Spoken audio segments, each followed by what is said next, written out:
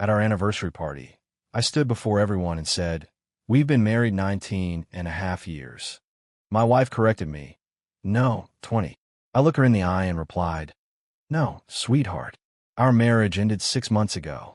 What I revealed next destroyed her world, and she deserved it. My name is Elliot Chambers. I'm 49 years old, and I run Industrial Solutions Corp., a manufacturing company I built from absolutely nothing over the past 18 years. We design and produce industrial equipment for factories across the Midwest. Started in a rented warehouse in Chicago with 2 employees and a dream. Now we have 120 people on payroll and clients in 15 states. Last month, we filed for an IPO valued at $48 million. Everything I touched seemed to turn to gold. Everything except my marriage. Our 20th anniversary party was Claire's idea, naturally. She wanted something big, something memorable, something that would cement her status as the wife of a successful man. She invited 150 people to the Grand Meridian Hotel in downtown Chicago. Our friends, our business associates, her family, mine. The ballroom was decorated with white roses and gold ribbons that probably cost more than my first car. A string quartet played classical music in the corner. Champagne flowed like water. The whole thing screamed wealth and success. I stood at the front of the room with a microphone in my hand, looking out at all those smiling faces. People who thought they knew us. People who thought we were the perfect couple. Claire stood beside me in a red dress that cost $3,000. She looked stunning, radiant, glowing. She was playing the part of the devoted wife to absolute perfection. Our son Liam, 24 years old, sat at a table near the front with his girlfriend Sophie. He looked proud of us. Happy. He had absolutely no idea what was about to happen. None of them did. I raised my glass, and the room gradually quieted down. Conversations faded. People turned to look at us. "Thank you all for being here tonight," I said, my voice steady and calm. Years of presenting to boardrooms had taught me how to project confidence, even when my insides were churning. Claire and I are truly grateful to have so many wonderful people in our lives. Claire smiled that perfect smile of hers and slipped her hand into mine. Her grip was warm, familiar, comforting. It was also a complete lie, just like everything else about her. "Tonight," I continued, "we're celebrating a milestone. Claire and I have been married for 19.5 years. The room stayed quiet, but I saw a few confused glances exchanged. A couple near the bar frowned. Claire's smile faltered just slightly, barely noticeable unless you were looking for it. Her hand squeezed mine a little tighter, a silent warning to correct myself. "No, sweetheart," she said, her voice light and playful, but with an unmistakable edge of nervousness underneath. "It's been 20 years. You're terrible with dates." A few people chuckled politely. They thought I had made an honest mistake. They thought this was just an embarrassing moment for a husband who couldn't remember his own anniversary. I turned to look at her directly. I let the silence stretch out for just a moment too long. Then I smiled, but there was nothing warm about it. "No, Claire," I said calmly, clearly, making sure every single person in that ballroom could hear me. "Our marriage ended 6 months ago." The room didn't just go quiet. It went absolutely dead silent. You could have heard a pin drop on that marble floor. Claire's face froze. Her entire body went rigid beside me. Her hand went limp in mine. I could practically see her brain working overtime, scrambling desperately, trying to figure out if this was some kind of joke, some poorly timed bit of humor that I would laugh off in a second. But I wasn't smiling anymore. "What are you talking about?" she whispered, but the microphone picked it up perfectly and broadcast it to everyone. I pulled my hand away from hers and turned back to the crowd. 6 months ago," I said, my voice carrying across the entire ballroom, "I found out my wife was cheating on me." Gasps rippled through the crowd like a shockwave. Someone near the back actually stood up from their chair. A woman I recognized from Claire's book club covered her mouth with both hands. The string quartet stopped playing mid-note. Claire grabbed my arm hard enough to leave marks. "Elliot, you need to stop this right now," she hissed through clenched teeth, still trying to maintain some shred of composure. "You're drunk. You're embarrassing yourself." I pulled my arm free and took a step away from her. "I haven't touched a drop tonight, Claire. I wanted to remember every second of this." I turned back to the microphone and the sea of shocked faces staring at us. Some looked horrified. Some looked uncomfortable. And some, if I'm being honest, looked absolutely thrilled at the prospect of witnessing this level of drama unfold in real time. "I know what you're all thinking," I said calmly. "You're thinking maybe this is some kind of misunderstanding. Maybe I'm overreacting to something innocent. Maybe I'm just a paranoid husband who saw his wife talking to another man and jumped to conclusions." I reached into my jacket pocket and pulled out my phone. I thought the same thing at first. When I noticed she was coming home late. When I saw the credit card charges at hotels I'd never been to. When I found the second cell phone hidden in her gym bag. Claire's face went white, absolutely pale. She took a stumbling step backward. But I gave her the benefit of the doubt. I continued. "Because that's what you do when you love someone, right? You trust them. You believe them when they look you in the eye and tell you everything is fine." I looked directly at my son. Liam was staring at me with his mouth slightly open, confusion and dawning horror written all across his face. This was going to hurt him, and I hated that. But he deserved to know the truth about who his mother really was. "Then I installed cameras," I said simply. The room erupted. Not with gas this time, but with actual voices. People talking over each other, asking questions, some supporting me, some condemning me for invading privacy. I let them talk for a few seconds, then raised my hand for silence. "I installed cameras in our lake cabin," I clarified. "The cabin that's in my name. The cabin I bought with my money before we were even married. That cabin." Claire was shaking her head now, backing away from me slowly. No, you're lying. You're making this up." "Am I?" I held up my phone. "Should I show them?" "Don't you dare," she snarled. And there it was. The real Claire. Not the polished, sophisticated woman who ran charity galas and smiled for the cameras. This was the woman who had been lying to my face for God knows how long. I looked out at the crowd and spotted him. Ryan Porter, 45 years old, divorced, and sitting at a table near the back with some of our mutual business acquaintances. He was frozen in his seat, his face the color of old newspaper. "Ryan," I said into the microphone, "why don't you come up here?" Ryan didn't move, didn't even blink. "Come on, buddy," I said, my voice carrying an edge now. "Don't be shy. Everyone's going to find out anyway." The people at his table turned to look at him. Someone asked him something I couldn't hear. Ryan pushed back from the table and stood up, but he didn't come toward the stage. He headed for the exit, running away. I called after him. "That's what you do best, isn't it?" He stopped, turned around. For a second, I thought he might actually have the guts to say something, but then he just shook his head and kept walking toward the door. Claire suddenly lunged forward and grabbed the microphone from my hand. "Stop it," she screamed. Her voice was shrill, desperate, nothing like the controlled, elegant tone she usually used. "Just stop talking." I let her have the microphone. I didn't need it anymore. Because right then, walking through the crowd with the confidence of someone who had nothing to hide, was Alexandria Kane. 40 years old, one of the best divorce attorneys in Chicago, and for the past 4 months, someone I've been getting to know very well. She was wearing navy blue dress and carrying a leather portfolio. She walked right up to the stage, stepped up beside me, and smiled at the crowd. "Good evening, everyone," Alexandria said smoothly. "My name is Alexandria Kane, and I'm Mr. Chambers' attorney." Claire's eyes went wide, then wider. Then she looked at me with something that might have been betrayal, if she had any right to that emotion. "You brought your lawyer to our anniversary party," she whispered. "Our divorce party," I corrected. "And she's not just my lawyer, Claire." Alexandria slipped her hand into mine. "She's also my girlfriend." The ballroom erupted into chaos. People were standing now, talking loudly, pointing at us. Claire looked like she'd been slapped. Her eyes darted between Alexandria and me, her mouth opening and closing, but no words coming out. "You," she finally managed. "You were cheating on me." I almost laughed. Almost. That's rich coming from you. But no, Claire. Alexandria and I didn't start seeing each other until after I found out about you and Ryan. After I'd already made the decision to end this marriage. I just waited for the right moment to make it public. Claire's face twisted with rage. "You planned this. You planned all of this." "Every detail," I confirmed. "For 6 months." Liam stood up from his table. His face was red, his fists clenched at his sides. "Dad, what the hell is going on? You're embarrassing Mom in front of everyone." My son's words stung, but I'd expected this. Claire had always been good at playing the victim, especially with Liam. "Son, I know this is hard to hear, but your mother has been lying to all of us," Alexandria interrupted smoothly, opening her portfolio. And we have proof. Claire lunged forward. Don't you dare. Alexandria didn't flinch.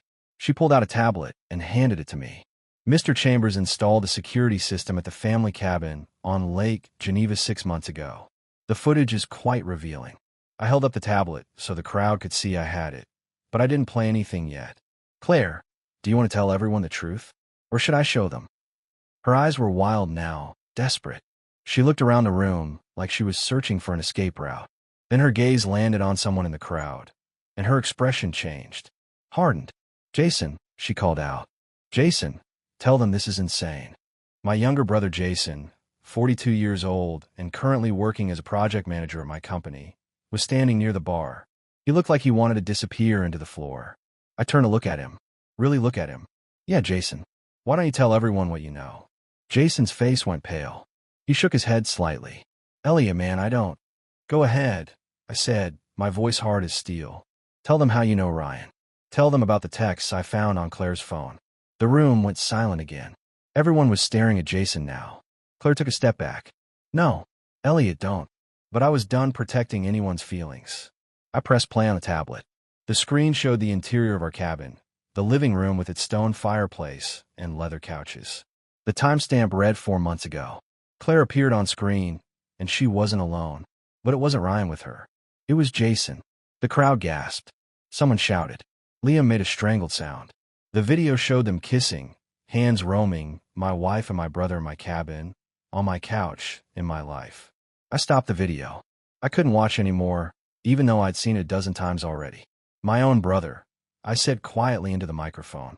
7 years ago, when Jason was going through his divorce and needed a place to stay, we took him in, gave him a job, helped him get back on his feet. Jason was backing toward the exit now. Elliot, I'm sorry. I never meant. Get out, I said.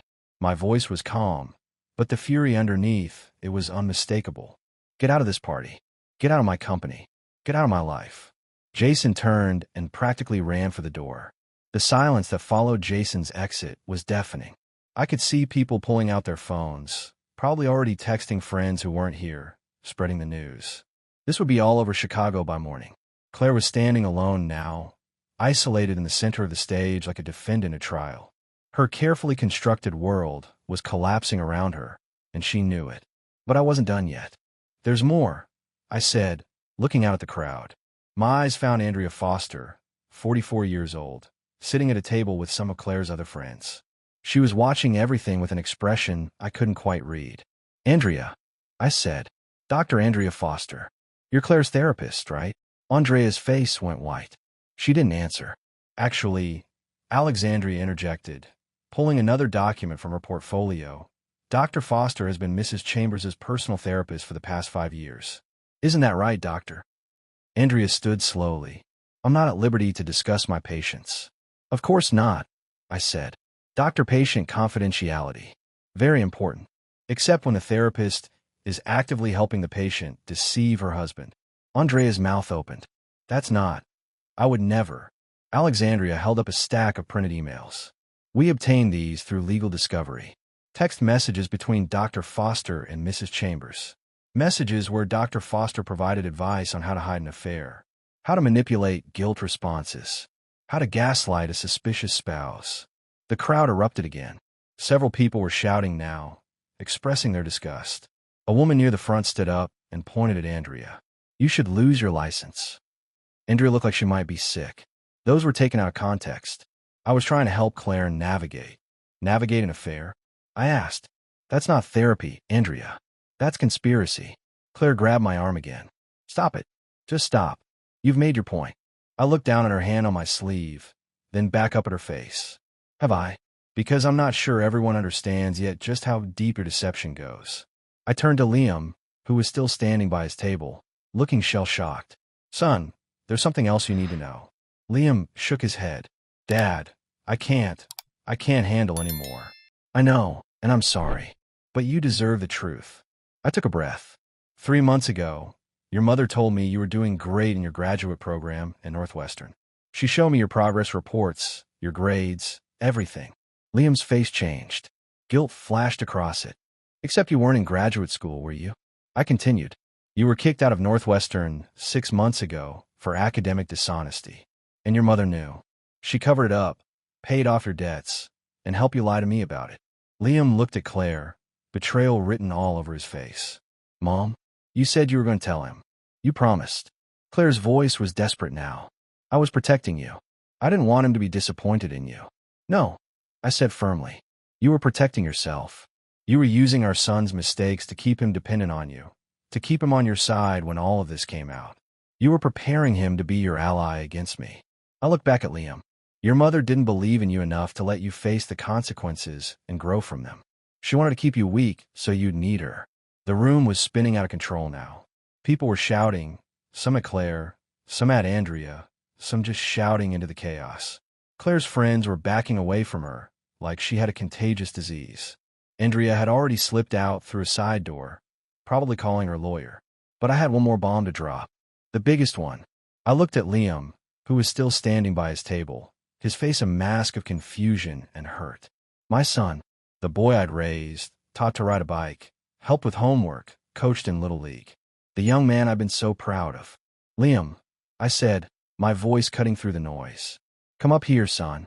He shook his head. Dad, I can't take anymore. Please. I know this is hard, but you need to hear this. Everyone needs to hear this. Liam walked toward the stage slowly, reluctantly. When he reached me, I put my hand on his shoulder. He flinched but didn't pull away. 3 weeks ago, I said into the microphone, your mother told me something that stopped my heart. She said she was pregnant. The crowd gasped. Claire's face went absolutely white.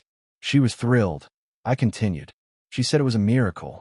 After all these years, we were going to have another child. She'd already told her friends, her parents, everyone. She was glowing with joy. I paused, letting the moment build. There was just one problem. I reached into my jacket pocket and pulled out a medical document. 8 months ago, after I first started suspecting the affair, I had a vasectomy. It's medically impossible for me to father a child. The room exploded. People were standing, shouting, pointing. Liam's mouth fell open. He looked at his mother with absolute horror. You what? Claire's voice was barely a whisper. I got a vasectomy, I repeated. And I didn't tell you. Just like you didn't tell me about Ryan. Or Jason. Or whoever else you've been sleeping with. Claire stumbled backward, grabbing onto a chair to steady herself. No, that's not. I can't be. Oh, you're pregnant, all right, Alexandria said, holding up another document. We have the medical records to prove it. The question is, whose baby is it? Ryan's? Jason's? Someone else we don't even know about yet. Liam was staring at me now, his eyes wide. Dad, if you had a vasectomy 8 months ago, then that means... It means I wanted to be sure, I said quietly. About everything. I turned to face Liam directly, blocking out everyone else. Son, I need you to know something. When your mother told me she was pregnant, my first thought wasn't about her. It was about you. It was about whether everything I believed about our family was a lie. Liam's voice faltered. What are you saying? I'm saying I had a DNA test done. You and me. I held up another document. The results came back 3 days ago. The entire ballroom went silent. You could have heard a pin drop. You're my son, I said, letting relief show in my voice. Biologically, genetically, in every way that matters. You're mine. Liam's eyes filled with tears. You thought Mom might have. I had to know, I said. She'd been lying to me for so long, about so many things. I had to be certain about you. Liam looked at his mother, and the betrayal in his eyes was devastating. How could you do this to us? How could you make Dad doubt whether I was even his son? Claire reached out toward him. Baby, I never meant. Don't, Liam said, stepping back. Don't call me that. Don't touch me. He turned back to me. I'm sorry, Dad. I'm so sorry I defended her. I should have listened to you. I pulled him into a hug. He was shaking. It's okay, son. It's not your fault. None of this is your fault. Over Liam's shoulder, I could see Claire collapsing into a chair, her perfect facade completely shattered. Her parents were standing now, walking toward the exit without even looking at her. Her friends had all but abandoned her. She was alone, exactly as she deserved to be. After Liam stepped away, wiping his eyes, I turned back to face the crowd. Most of Claire's friends had already left. The people remaining were mostly my business associates, a few family members, and the ones who were too fascinated by the drama to leave. Alexandria opened her portfolio again. She'd been quiet for a few minutes, letting me have my moment with Liam, but now she was all business. "There's one more thing everyone should know," Alexandria said. "Mrs. Chambers isn't just an unfaithful wife. She's also a thief." Claire's head snapped up. "What? I never stole anything." "Really?" I pulled out my phone and brought up a bank statement. "Then how do you explain the $470,000 that's missing from various accounts?" The remaining crowd leaned forward, listening intently. "My father," I said, my voice tight with anger, "passed away 14 months ago. Before he died, he set up a trust fund for Liam. $2.3 million, meant to secure our son's future." I looked at Liam. "Your mother couldn't touch that trust directly. It was ironclad. But there were other accounts. My father had set aside money for his own final medical expenses, about $180,000. After he passed, there was $47,000 left. I want to donate it to cancer research in his memory." I turned to glare at Claire. "But that money disappeared. All of it. And I found out where it went." Alexandria pulled out credit card statements and bank records. Cosmetic surgery, $72,000. A trip to Italy with Ryan Porter, $38,000. Designer clothes, jewelry, spa treatments. The rest. Claire was shaking her head frantically. "I was going to pay it back. I just needed." "You stole from a dead man," I said, my voice like ice. "From my father. The man who welcomed you into our family, who treated you like his own daughter. You stole money that was meant to honor his memory and used it to fund your affairs." Even the people who might have sympathized with Claire looked disgusted now. Stealing from the deceased was a bridge too far. "And that's not all," Alexandria continued. "Industrial Solutions Corp is about to go public. The IPO values the company at $48 million. Mr. Chambers owns 85% of the company. That's roughly $40 million. She paused for effect. Fortunately for Mr. Chambers, he and Mrs. Chambers signed a prenuptial agreement before they married. A very thorough prenuptial agreement that states clearly that in the event of divorce due to infidelity, the unfaithful party receives nothing. No alimony. No assets. Nothing. Claire's face was the color of old newspaper. "No, that can't be right. I own half of everything we built together." "You own nothing," I said flatly. "The house is in my name. The cars are in my name. The cabin where I caught you with my brother is in my name. The company is mine. All of it. We've been married for 20 years. Claire screamed. "You can't just throw me out with nothing." "Watch me," I said. "You'll get exactly what you deserve." "Which is nothing." Alexandria pulled out yet another document. "We'll be filing for divorce first thing Monday morning. We have documentation of multiple affairs, financial fraud, and conspiracy with a licensed therapist to deceive her husband. No judge in Illinois will give you a dime." Claire looked around the room desperately, searching for someone, anyone who might help her. But there was no one left. Even Andrea had abandoned her. "This isn't over," Claire said, her voice shaking with rage. "I'll fight you. I'll take everything." "Good luck with that," I said. "Because in 3 months, when the IPO goes through, I'll be worth millions. And you'll be working at a Walmart trying to afford rent." The party was essentially over now. The catering staff had stopped serving, the string quartet had packed up their instruments, and the remaining guests were gathered in small clusters, whispering and watching the ongoing destruction of Claire's life with morbid fascination. But I had one more revelation to share, one more secret to expose.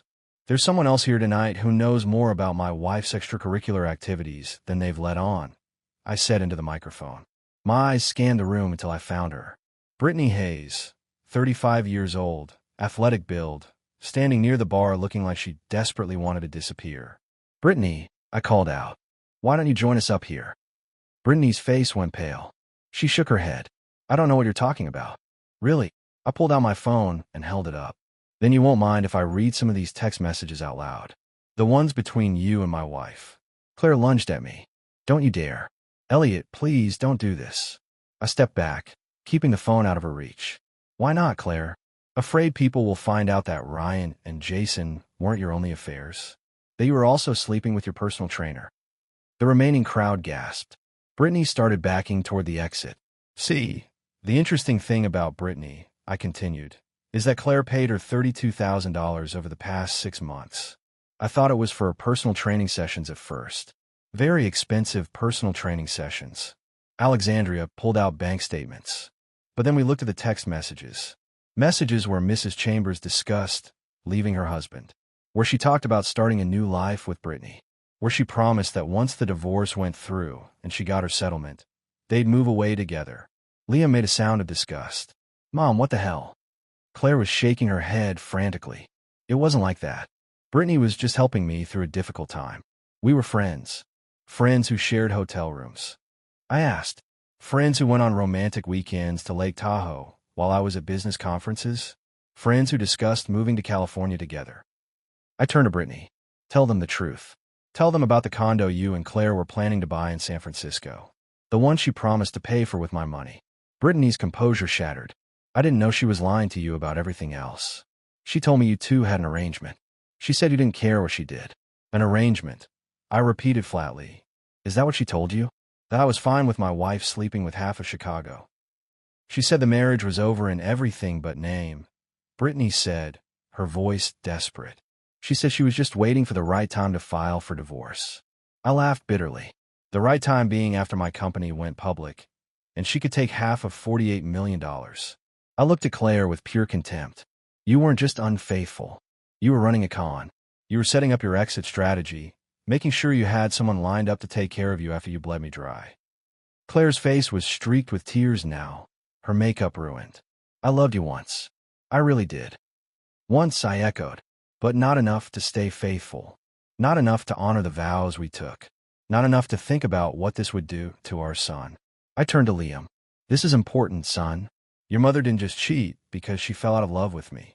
She cheated because she's broken inside. Because she's incapable of being satisfied with what she has. And no matter how much she tries to blame me or justify her actions, this is on her. All of it. Liam nodded slowly. I understand, Dad. Good, I said. Because you need to learn from this. You need to see what happens when someone prioritizes their own selfish desires over the people who love them.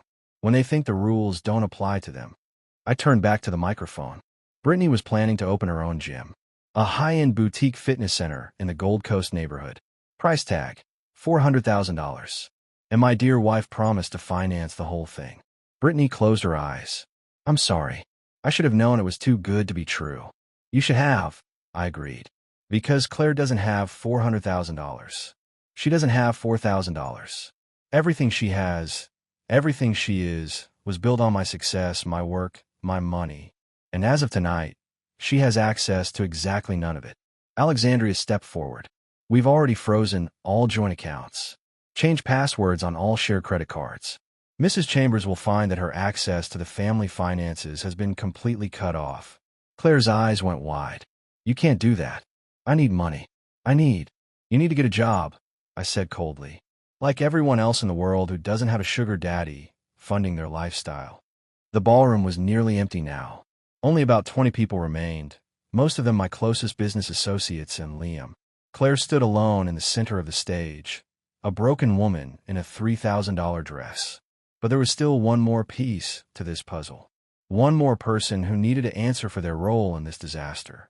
Robert and Patricia Donovan, Claire's parents, had been sitting quietly near the back of the room through most of this. Robert was 75, Patricia was 73, and both of them looked like they'd aged a decade in the past hour.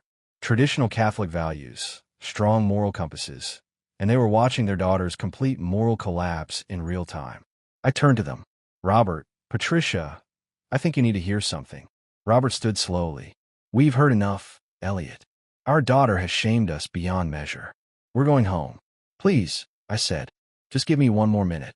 Patricia touched her husband's arm, and he sat back down reluctantly. I pulled out my phone and opened a voice recording.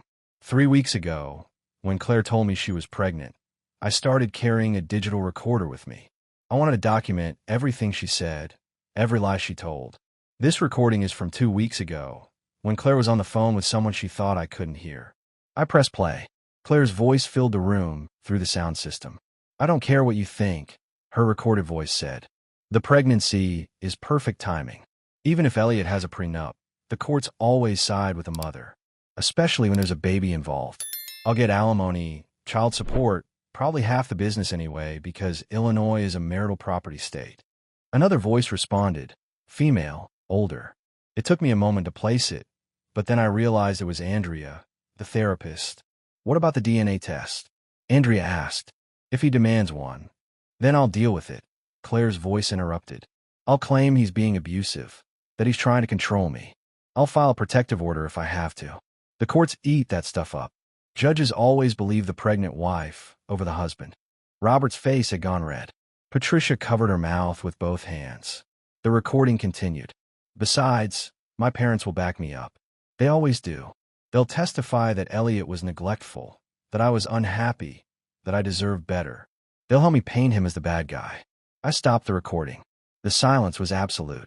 Robert stood up again, this time shaking with rage. You were going to use us? Use your own parents to lie in court. Claire reached toward him. Daddy, I didn't mean. Don't, Robert said, his voice sharp as a knife. Don't call me that.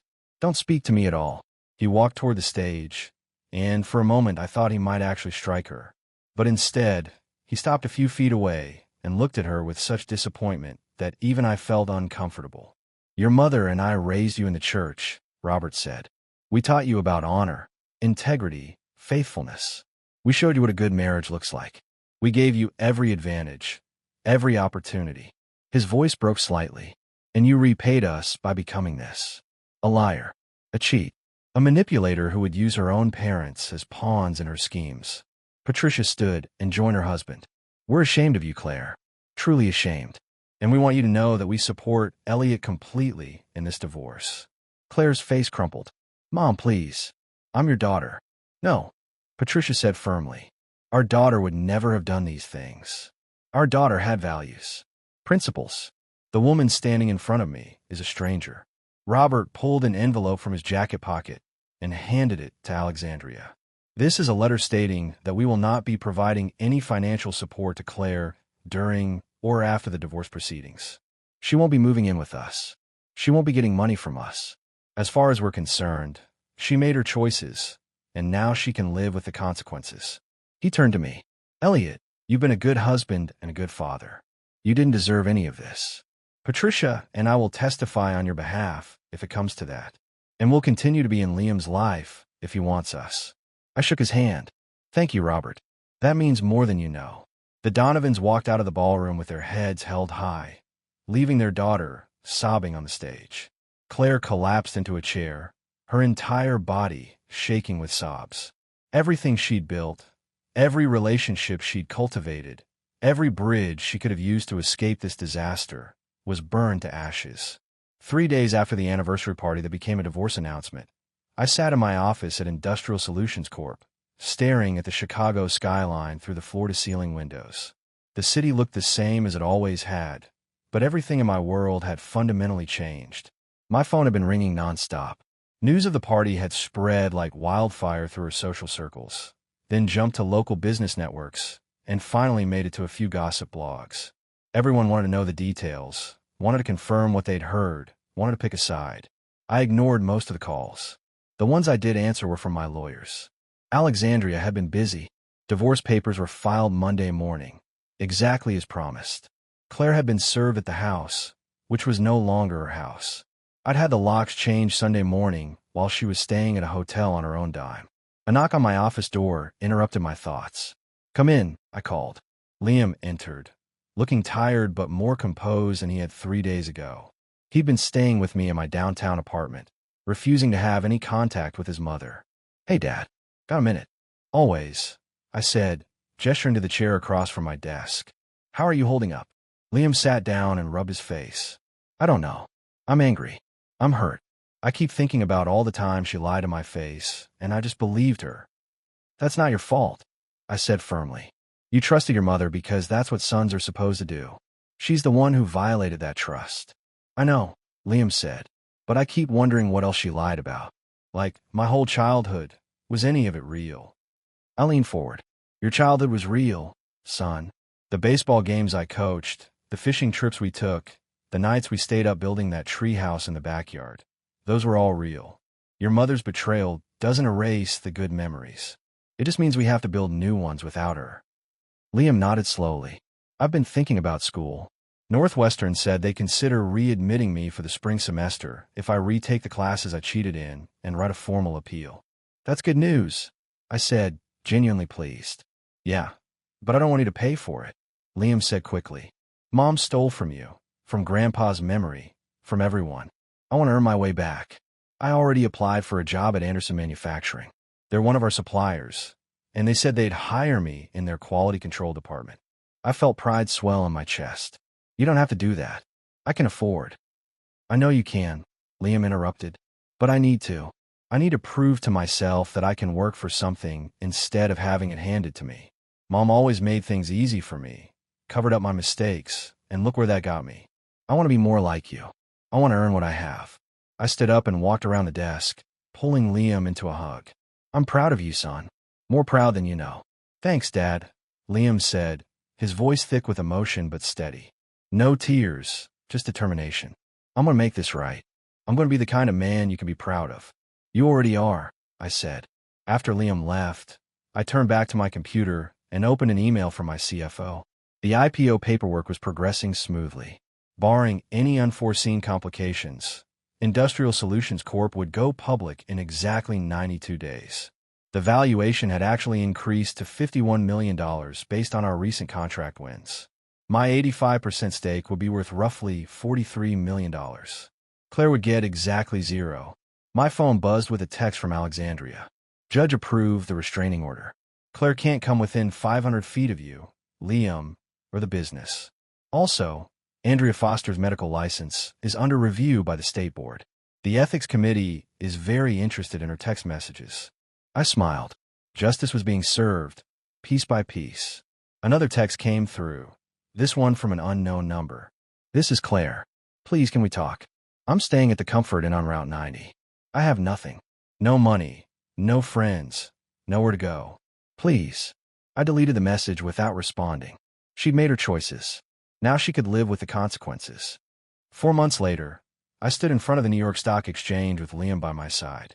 The IPO had gone better than anyone expected. Industrial Solutions Corp opened at $62 a share, and by the end of the first day of trading, my 85% stake was worth just over $53 million. I'd built something real, something that would last, something that couldn't be taken away by lies or betrayal. Liam had earned his way back into Northwestern. He was working full-time at Anderson Manufacturing, attending night classes, and maintaining a 4.0 GPA. The kid who'd cheated his way through school had become a man who understood the value of honest work. The divorce had been finalized 2 weeks earlier. Claire tried to fight it, hired 3 different lawyers who all eventually quit when they realized there was no case to make. The prenup was ironclad. The evidence of her infidelity was overwhelming. She walked away with nothing except her personal belongings and a reputation that would follow her for the rest of her life. Last I heard, she was working as a receptionist at a dental office in the suburbs, living in a studio apartment, and trying to convince anyone who would listen that I had somehow wronged her. No one believed her. Ryan had moved to another state. Jason tried to reach out once through a mutual friend, apologizing and asking for another chance. I told the friend to tell Jason that some bridges, once burned, can never be rebuilt. Andrea Foster lost her license to practice therapy. The state board found that she'd violated multiple ethical guidelines by actively helping Claire deceive me. She was facing a civil lawsuit from 2 other former clients who came forward with similar stories. Brittany closed her social media accounts and disappeared. I heard through the grapevine that she'd moved back to her hometown in Ohio. Robert and Patricia stayed in touch with Liam and me. They came to his graduation when he finally completed his degree. They apologized at least once a week for their daughter's actions. I kept telling them it wasn't their fault, and eventually they started to believe me. Alexandria and I were still together. We took things slow, building a relationship based on honesty and trust instead of secrets and lies. She'd been there through the worst of it, and now she got a share in the best of it. What are you thinking about? Alexandria asked, slipping her hand into mine as we stood on the trading floor watching the stock ticker. I'm thinking about how sometimes you have to lose everything to realize what actually matters, I said. And what matters? She asked with a smile. Integrity, I said. Honor. Doing the right thing, even when it's hard. Being the kind of man my son can look up to. Liam overheard and grinned. You've always been that man, Dad. I just had to grow up enough to see it. We celebrated that night at a steakhouse in Manhattan. Just the three of us. No pretense, no show, no need to impress anyone. Just good food, good company, and the knowledge that we'd survive the storm and come out stronger. I thought about Claire once during dinner. Wondered if she ever regretted her choices. Wondered if she understood what she'd thrown away. Then I looked at Liam laughing at something Alexandria said, and at Alexandria looking at me with genuine affection, and I realized I didn't care what Claire thought anymore. I'd taken back my life. I'd rebuilt my relationship with my son. I'd found someone who valued honesty as much as I did. The future stretched out before me, full of possibility and free from deception. And that was worth more than any amount of money could ever buy.